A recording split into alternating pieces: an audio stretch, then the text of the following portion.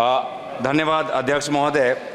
मंत्री महोदय बात तो करते हैं आत्मनिर्भर की, पर जिस प्रकार का उन्होंने आर्थिक स्थिति बनाई है, अब भारत पिछले 10 वर्ष में आत्मनिर्भर नहीं और चाइना निर्भर हो गया है।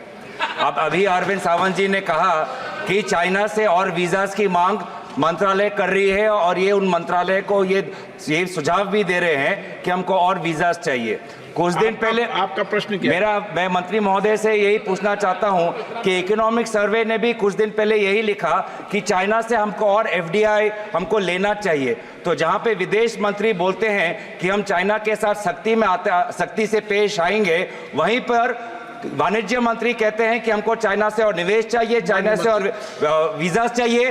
तो देश के विदेश मंत्री और वाणिज्य मंत्री दो अलग बातें क्यों करते हैं? डबल इंजन की बात। माननीय सदस्य ने 60 साल तक कांग्रेस ने इस देश में राज किया, वो भूल रहे हैं कि कितना विफल उनका राज्य रहा कि भारत को पड़ोसी देशों के ऊपर निर्भर होना पड़ा।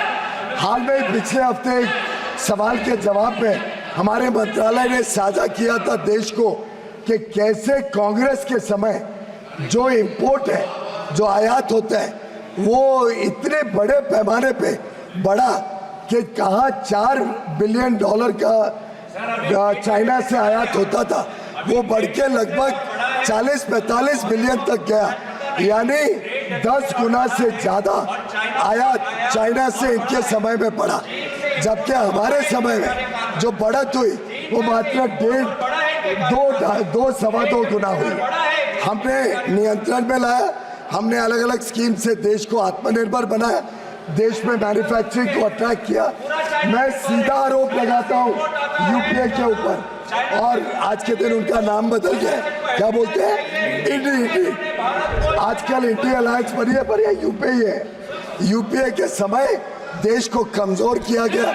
हमें आज तक पता नहीं वो एमओयू क्या था, वो एमओयू चाइना के साथ जो कांग्रेस के नेताओं ने किया, आज तक पता नहीं क्या था।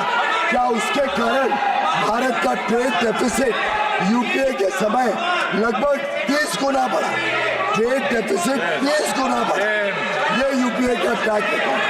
और भारतीय जनता पार्टी और एनडीए ने चाइना पर भी लगाम लगाया, निवेश पर भी लगाम लगाया। जहाँ तक चीफ इकोनॉमिक एडवाइजर की बात है, वो एक इंडिपेंडेंट एटोनमस रिपोर्ट लाते हैं। उस रिपोर्ट का उनके विचार है कि भारत की सरकार का अभी की स्थिति में एट प्रेजेंट कोई बदलाव नहीं है। जो निवेश चाइना से आता है उसको प्रेस नोट 3 के तहत चेक किया जाता है, और जहाँ जहाँ हमें उचित नहीं लगता है उसको रोका जाता है। भारत सरकार की पॉलिसी आज भी वही है, चीफ इकोनॉमिक एडवाइजर के मात्र सुझाव थे। Stay ahead with our cutting edge news app. Instantly access the latest shorts in just 1 minute and breaking news in just 50 words. Download now for a smarter, faster news experience.